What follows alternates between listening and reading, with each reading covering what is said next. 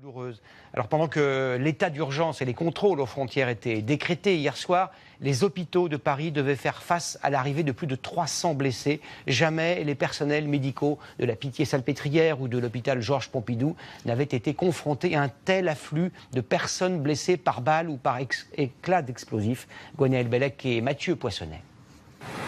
Devant le plus gros hôpital de la région parisienne, la Pitié-Salpêtrière, tout à l'heure. Des proches des nombreux blessés continuent de venir aux nouvelles. C'est l'un de mes meilleurs amis, oui. Il était dans le coma, il y a quelques heures il est sorti du coma et là il est en réanimation chirurgie cardiaque.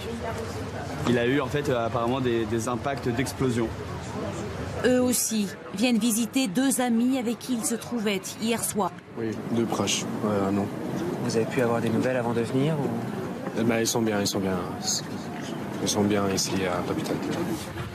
Ils ont été juste frôlés par les balles, ils étaient en terrasse et elle a des éclats aux mains et lui il a des éclats aux jambes et je crois qu'ils doivent se faire opérer mais apparemment ça va.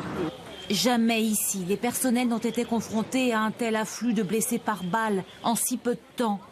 Des blessés venus des différents quartiers ciblés. En tout, 352 blessés ont été pris en charge par les hôpitaux de la PHP. 99 personnes sont en situation d'urgence absolue. Le plan blanc a été activé.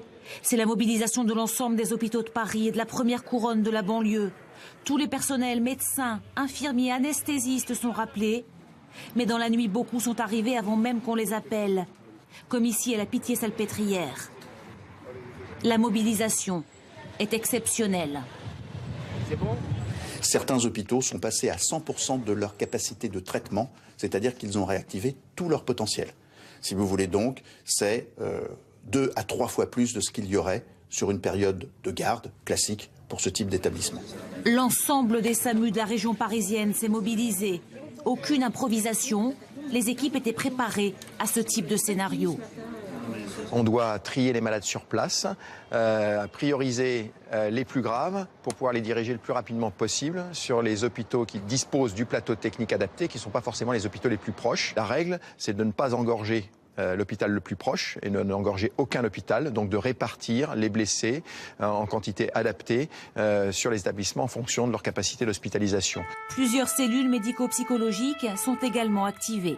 Des gens évidemment dévastés, atterrés, qui ont vu la mort ou ont baigné dans la mort, comme plusieurs m'ont dit, avec pour certains une durée d'exposition très importante. Ça, on sait que ça a un impact traumatique très important, d'où la nécessité de ce type de soins et de ce type de prévention. Les centres de don du sang, eux, sont submergés par un élan de solidarité, débordés par l'affluence. Je me suis dit, il n'y a que ça à faire, c'est la seule possibilité pour l'instant, de donner son sang. Il n'y a pas de besoin urgent, mais l'établissement français du sang appelle à continuer de donner dans les jours et les mois qui viennent.